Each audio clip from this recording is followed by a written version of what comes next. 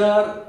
कुछ फिल्में होती हैं और कुछ फिल्म मेकर्स होते हैं और कुछ आर्टिस्ट होते हैं, कुछ सिंगर्स होते हैं, लेकिन इनमें से कुछ ऐसे कलाकार होते हैं जिनका प्रभाव हमारी ज़िंदगी में अनायास ही हो जाता है। वो हमारे सबकॉन्शियस में कहीं ना कहीं जमा होकर रह जाते हैं और वक्त के साथ साथ उनकी छवियाँ धूमिल हो जाती है, लेकिन उनका रिलेवेंस कहीं ना कहीं हमको दिखाई देते रहता है। ऐसा ही एक नाम है जो कि टाइमलेस है, वो नाम है विजय तेंदुलकर का। ये उस वक्त अपने ज़माने में जितने रिलेवेंट थे, उस वक्त भी वो वक्त से आगे थे, आज भी वक्त से आगे हैं और आने वाले वक्त में भी प्रासंगिक और सामयिक ही रहेंगे।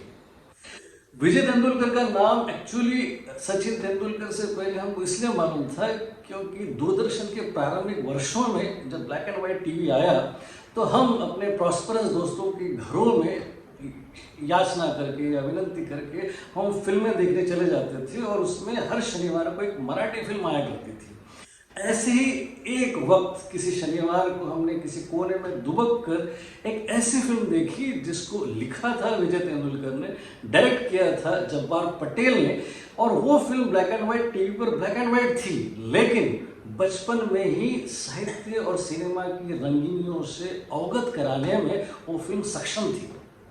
वो थी 1974 में बनी मराठी फीचर फिल्म सामना, जिसको प्रोड्यूस किया था रामदास फुटा ने और माधव एकबोटे ने, और इसकी स्टार कास्ट में थे डॉक्टर श्रीराम लागू, नीडू फुले, मोहन आगाशे और एक दो सीन में नई नई आई हुई स्मिता पाटिल। 25वें बर्लिन इंटरनेशनल फिल्म फेस्टिवल में 1975 में ये गोल्डन बियर कैटेगरी में नॉमिनेट की गई थी और मैं इसे मॉडर्न क्लासिक मानता हूँ। इसलिए सबसे पहला कारण है कॉन्सेप्ट और दूसरा कारण है इसकी गहराई, जो कि सामान्य दिखाई देने के बावजूद भी बहुत असामान्य है। एक फटेहाल शराबी कहीं से चलता फिरता हुआ एक छोटे से गांव में पहुंच जाता है और वो टकरा जाता है उस गांव के सर्वे सर्वा शुगर किंग, शुगर बैरन से, जो कि उसको मदद भी करता है, उसको अपनी कोठरी में जगह भी दे देता है और उसे एक नौकरी भी लगा देता है। अब ये लो लाइफ शराबी कहीं ना कहीं से किसी तरीके से ये मालूम कर लेता है या खबर उसको लग जाती है कि उस गांव में एक मारुति कामड़े नाम के कैरेक्टर की महारवाड़ा में हत्या कर दी गई है और उसके बारे में गांव में कोई भी बात नहीं करना चाहता। अब इस खबर को लेकर ये आमने सामने आ जाता है उस शुगर किंग के, और किस तरीके से एक फटेहाल शराबी और दूसरी तरफ एक शुगर बैरन, इन दोनों के बीच का तत्वों का सामना होता है और किस तरीके से सच्चाई की जीत होती है। ये है लीनियरिटी और ये है कहानी इस फिल्म की, जो कि सुपरलेटिव है।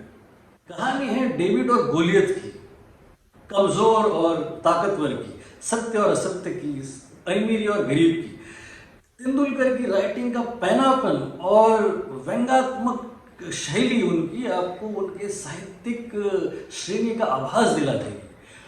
कुरीतियों, आडंबरों और रूढ़ियों के खिलाफ हमेशा बोलने वाले और अपने पात्रों के माध्यम से हमेशा प्रगतिशील विचारों को मानने वाले तेंदुलकर हमेशा कंटेम्प्रेरी रहे हैं। बहुत ही ज़बरदस्त काम है इस फिल्म में भी उनका, और उसके अलावा कई सारी फिल्में जिनमें अर्धसत्य है या उम्बरटा है, बहुत ज़बरदस्त काम है। लेकिन उनके अलावा जो सबसे अच्छा और कमाल का काम है वो है जब्बार पटेल का एज ए डायरेक्टर, क्योंकि शूस्ट्रिंग बजट में इतनी खूबसूरत फिल्म बनाना तारीफ काबिल है। इसके अलावा जो सबसे इम्पॉर्टेंट है वो है भास्कर चंदावरकर का गजब का म्यूजिक।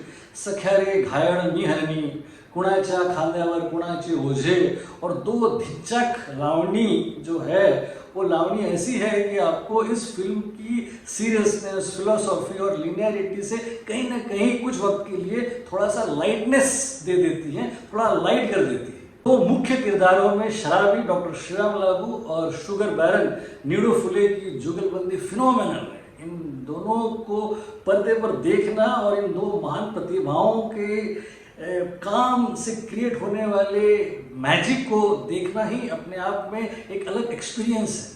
मैं इस फिल्म को इसलिए रिविजिट कर रहा हूँ क्योंकि ये सामयिक है, प्रासंगिक है, और हमने और हमारी आने वाली पीढ़ी ने ऐसी फिल्में ज़रूर देखनी चाहिए, क्योंकि इसमें ज़िंदगी की गंभीरता है, इसमें एक तत्वज्ञान है और एक ऐसा दृष्टिकोण है जो हमेशा हमें सत्य की बाजू लेने के लिए मजबूर करेगा। साथ ही साथ ये भी बताएगा कि किस तरीके से एक छोटा तिनका भी बहुत बड़ी आंधी का सामना कर सकता है और उसके रुख को मोड़ सकता है। इतना बड़ा मर्म है इस फिल्म में।